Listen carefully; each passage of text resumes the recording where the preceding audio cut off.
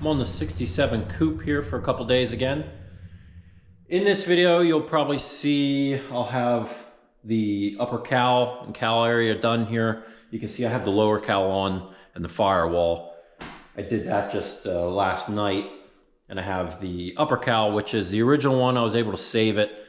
There's a lot of big holes that I have to fill with weld from how it was done previously, but I'm able to reuse that upper cowl panel, which is nice. Shaping is a little bit better on them than the new ones that they're making. So I'm going to stick that on. I'm going to rebuild door hinges and hang doors, and I'll hang the trunk lid and taillight panel. And then I'll start the process on working on patching the quarter panels, which is mostly just the driver's side. That's going to get patched. The passenger side one here, I'm intending on using the entire quarter panel. Some of the problem areas, there's down at the bottom here, which is going to get flares. So I'm going to cut out that section anyway. So I'm going to try and use this. I'm hoping that it does fit nice to the new doors on both sides, actually, because I have the front end of this quarter panel is going to get reused on this side. So hopefully also this one fits the door profile pretty well. And then I'll just graft in this back end. I'll probably get rid of this because this is a little bit bent up and twisted. I just wanted to leave it on for now, so once I put my trunk lid on, I can see how close this is to that with mocking it up to the other side. But all the back end metal will get hung here very shortly. But like I said, those are the things that are going to get covered in this video, hanging doors and starting on this back end. And then probably after that, I'll move to getting it back on the frame. This car has a full frame Schwartz Performance chassis that I'll wheel back under it, make the mounts and mount it to it. And then I can start on the front end and work around some of the tower stuff that they have on that chassis and make my engine bay panels and stuff fit on the entire front end on this car. So first thing, upper cowl is going to get welded on. Before I put the upper cowl on here, I just will quick show you. I coat the bottom of this panel, the top side of this lower cowl, and I also coat the bottom side of the upper cowl. So those are all painted with a couple coats. And I also go around these top hats here, you can see, and I seam seal that joint so none of the water's coming down and getting in between that, and that's what rots these out on these cars.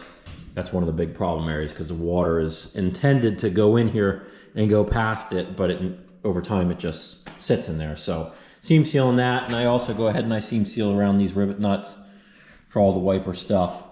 Even though water might not get to it, this one it might. I just go ahead and seam seal them while I'm in there. But just thought that would be something to point out before I weld on this upper cowl.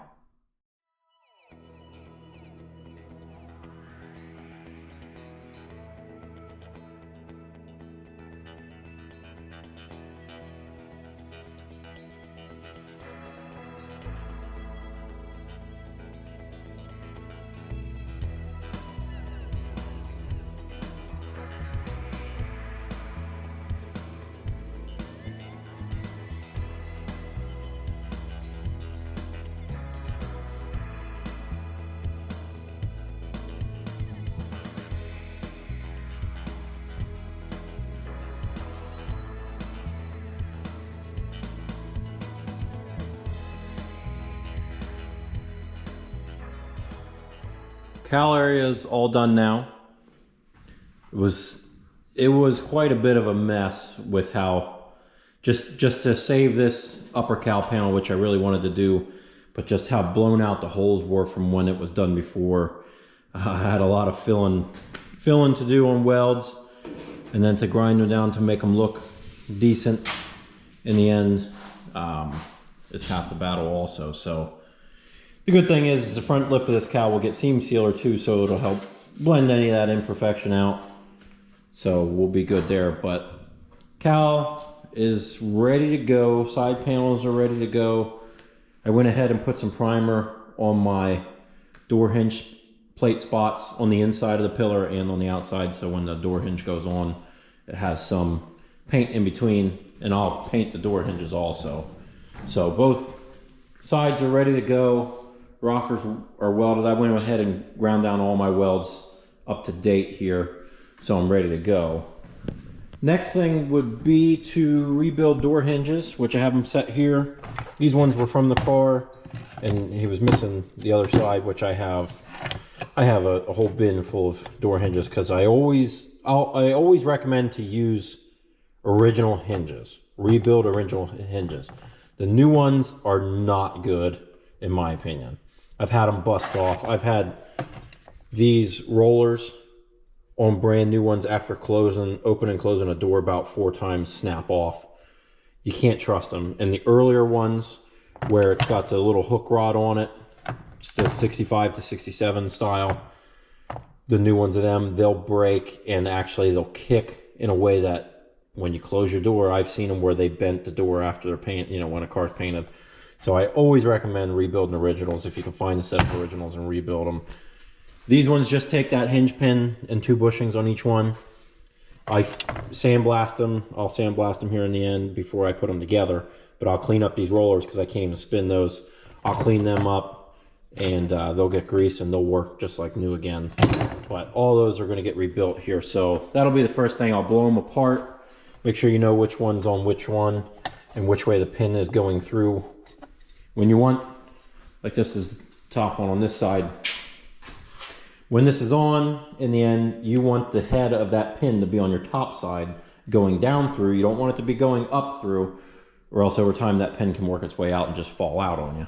So lots of things to remember whenever you're doing stuff like this, but I'm gonna go ahead and get these ready so I can hang doors on.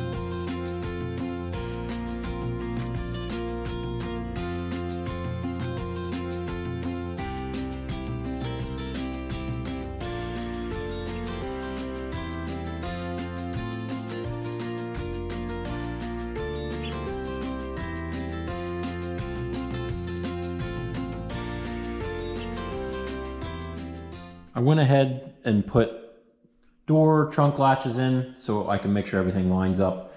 And I'm actually really happy with how I was hoping that the quarters would be lined up to the doors really well, and they did. You can actually see they fit actually better than most, and that's part due to being an original quarter panel. New reproduction stuff, you got to make them fit. The only thing I got to adjust in the end would be gaps. You can see it's a little wide on the top compared to the bottom, and there's some just jagged spots. You know, the door sticks out, especially on these points. It gets too close. So I go back and adjust that in the end, especially after I get fenders on, so I can make sure that that's gapped right up there before I adjust these the rest of the way. But I have the latches in and they're adjusted to where they need to be on both sides. I went ahead, welded on my taillight panel up until that corner there. I got to do that quarter patch, but I did this whole back end. I'm going to use this quarter panel over, except for the bottom edge of this one. Once I do the fender flares on this, the quarter flares that are going to be put on. This one's getting front and back flares.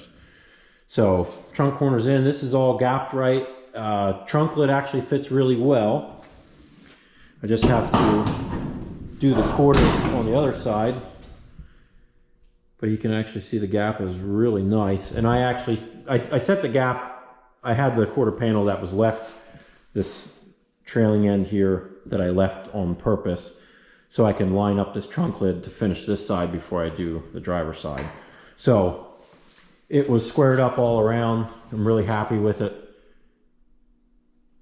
But typical fiberglass, it needs some work to it. You can see the ends of this, it kind of points up.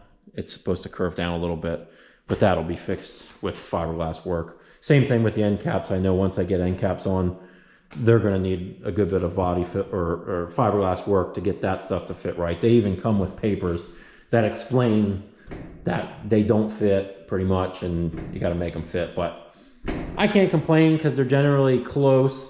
It just needs some work, and it's not that bad to do that process.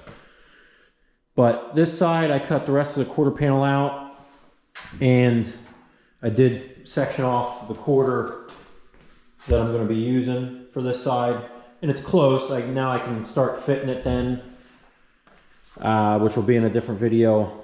But that way I can trim it, fit it, step it so it goes underneath this quarter panel a little bit and still be flush on the top. And I got to cut away some of that wheelhouse, but I want to fit that quarter panel on, and then just need to notch out the floor supports on the front side, which I did cut them back, and I just need to channel that out, take out this bottom section so that my new full frame that this car is getting is going to drop right into those pockets there and help me line up that new frame, and I'll make mounts off of these in the end. So everything is shaping up really well. This side door fitment is just as good as the other side, so I'm real happy with how that turned out. The gap's pretty good, but like I said, it needs adjusted. It's a little tight through the middle here, but that's all easy stuff in the end. And that's pretty much it. I got to where I wanted to for this video and for the time that I spent on it the last 2 days. Just want to do, like I said, that quarter panel and slot those floor supports out so that I can then, in the next video, drop it down on the frame, which I'll have to take it back over in the other garage because I need the height. I don't have the ceiling height to get the frame underneath of it with wheels on it. So it'll go back over there, mount it to the frame, and bring it back over here to finish all the front end metal, make my engine bay panels and all that stuff, which will all be covered in the next video. So thanks for watching this one. Yeah, a couple days here, it'll be another video, and thanks for watching.